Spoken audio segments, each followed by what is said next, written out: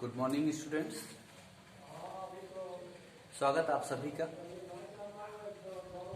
KMP online classes में। मैं आपका बायोलॉजी टीचर। पिछली क्लास में मैंने आपको बताया था पुष्पित पादपों के कुछ विशेष लक्षणों के बारे में और साथ ही साथ पुष्प क्या है, उसकी क्या परिभाषा होती है उसके बारे में बताया। आज हम जानते हैं पुष्प की संरचना के बारे में, स्ट्रक्चर ऑफ अ फ्लावर के बारे में। आपको एक बात ध्यान रखकर चलना है कि पुष्पी पादपों का महत्वपूर्ण जननांग होता है, जिसमें नर व मादा युग्मकों का निर्माण होता है और इन्हीं के संलयन के फलस्वरूप फल व बीज का भी निर्माण होता है पौधे में। तो प्रायः जो पुष्प होता है, हम अपने टॉपिक पर आते हैं पुष्प की संरचना में। प्रायः जो पुष्प होता है उसमें एक वृंत पाया जाता है। इस वृंत को हम कहते हैं पेडिकल या पुष्प वृंत।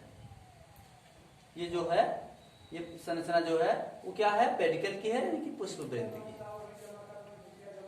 इसी के द्वारा जो पुष्प होता है वो शाखा से जुड़ा होता है, और जिस पुष्प में ये पुष्प वृंत नहीं पाया जाता है, अर्थात ये पुष्प वृंत उपस्थित नहीं होता है, उसे हम कहते हैं आवृंत पुष्प।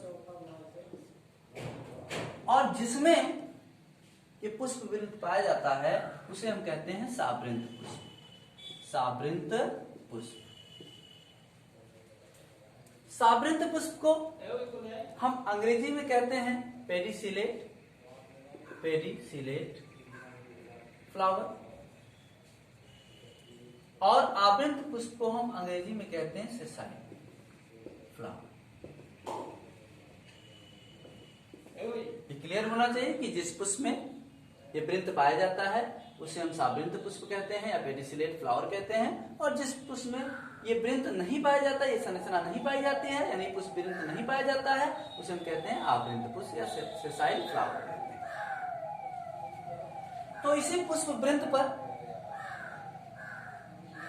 आगे की ओर एक तस्तरी नुमा फूली हुई संरचना पाई जाती है, जिसे हम कहते हैं पुष्पासन, और अंग्रेजी में इसे क्या कहते हैं, थैलेमस। पुष्प वृंत के ऊपर तस्तरी नुमा फूली हुई संरचना जो होती है उसे हम पुष्पासन कहते हैं या अंग्रेजी में थैलेमस कहते हैं। इसी पुष्पासन पर पुष्प के जो विभिन्न अवयव होते हैं, यानी कि विभिन्न भाग जो होते हैं, वो चक्रीय व सर्पिल क्रम में क्या होते हैं, व्यवस्थित होते हैं। पुष्प के प्रमुख रूप से 4 अवयव होते हैं। प्रमुख रूप से पुष्प के 4 अवयव होते हैं। उन चारों अवयवों का नाम होता है, पहले का नाम है बाह्यदल पुंज, जिसे हम अंग्रेजी में कैलिक्स बोलते हैं। दूसरे का नाम है दलपुंज,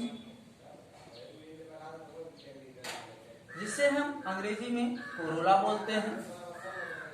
तीसरे का नाम है पुमंग, जिसे हम अंग्रेजी में एंड्रोसियम बोलते हैं, एंड्रोसियम बोलते हैं। और चौथा और लास्ट का नाम है जायांग, जिसे हम अंग्रेजी में गाइनोसियम बोलते हैं।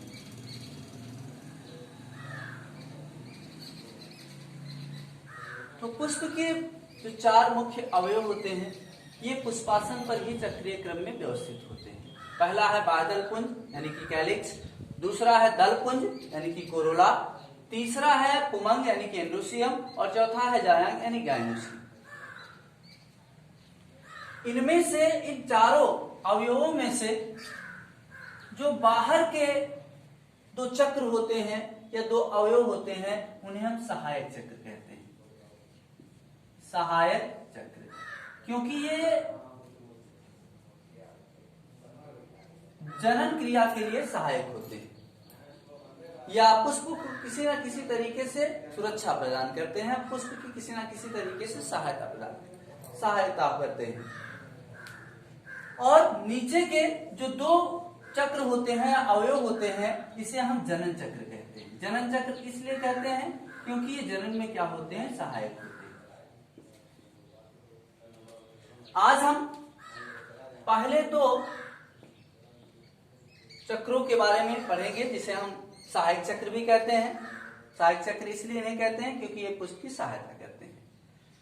तो पहला इसमें क्या है, बाह्य दल पुंज।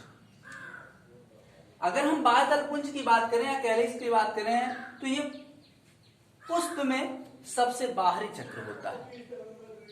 बाह्य दल पुंज जो होता है वो पुष्प का सबसे बाहरी चक्र होता है और इसकी एक इकाई को हम सेपल बोलते हैं, SEPAL, सेपल, यानी हिंदी में क्या कहेंगे, बाह्य दल। इसकी एक इकाई को हम सेपल कहते हैं और हिंदी में क्या कहते हैं, बाह्य दल कहते हैं। बाह्य दल की विशेषता होती है कि बाह्य दल प्रायः हरे रंग के होते हैं। तो हरे रंग के होने के कारण इनका जो कार्य होता है वो प्रकाश संश्लेषण द्वारा भोजन का निर्माण हो जाता है और साथ ही साथ पुष्प की कलिका अवस्था में सुरक्षा करना।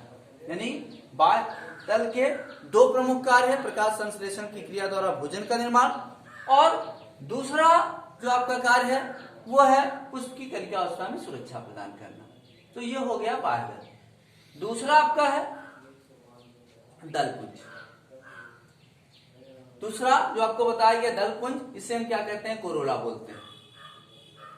इसे हम क्या कहते हैं, कोरोला बोलते हैं अंग्रेजी में। तो दलपुंज जो होता है वो बाह्य दलपुंज की, यानी ये जो आपका सेपल दिखाया गया, एक इकाई को सेपल का, इधर भी एक है, तो इनको सबको मिला करके अगर देखा जाए तो हम ये सेपल को सभी बाह्य दल को मिला करके बाह्य दलपुंज कह लेते हैं।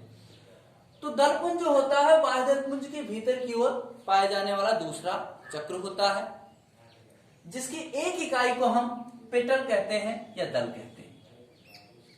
दलपुंज बाह्य दलपुंज के भीतर की ओर पाया जाने वाला पुष्प का दूसरा महत्वपूर्ण चक्र होता है, जिसकी एक इकाई को हम दल या अंग्रेजी में क्या कहेंगे, पेटल कहेंगे। यानी कि हम सीधा सामान्य भाषा में अगर बात करें तो जो पुष्प की पंखुड़ियां होती हैं उसी को हम दल कहते हैं या फिर पेटल कहते हैं।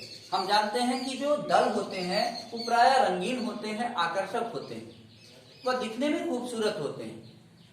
तो रंगीन, आकर्षक और दिखने में खूबसूरत होने के कारण इनका जो विशेष कार्य होता है वो पुष्प में परागण की क्रिया के लिए कीटों को आकर्षित करने का होता है। क्लियर हुआ? दल का जो प्रमुख कार्य है वो पुष्प में परागण की क्रिया के लिए कीटों को आकर्षित करने का है। सबको संयुक्त रूप से पंखुड़ियां हैं, इनको संयुक्त रूप से हम क्या कहेंगे, दलपुंज कहेंगे। लेकिन एक एक को अगर हम देखेंगे, एक एक पंखुड़ी को, तो एक एक पंखुड़ी को हम पृथक रूप से क्या कहेंगे, पेटल या दल कहेंगे।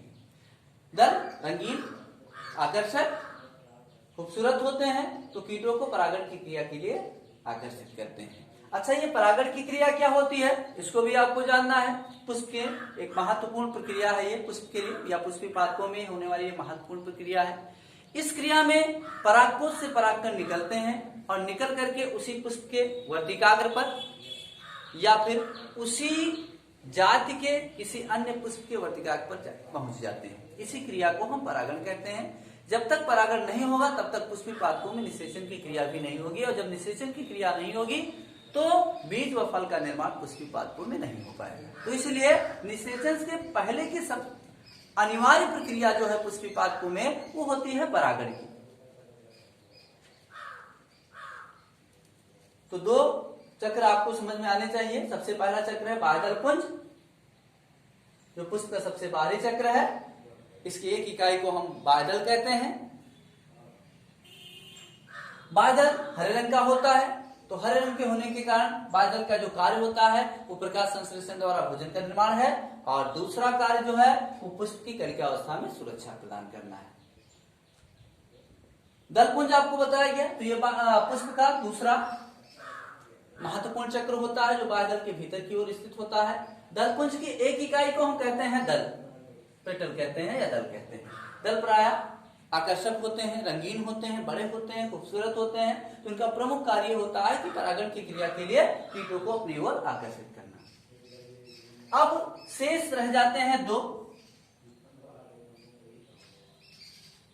शेष इसमें दो रह जाते हैं, पुमंग और जायांग, जो जनन चक्र कहलाते हैं। मैंने ऑलरेडी आपको बता दिया है कि पुमंग और जायांग जो होते हैं पुष्प के जनन चक्र के रूप में होते हैं, क्योंकि ये जनन में क्या होते हैं, सहायक होते हैं।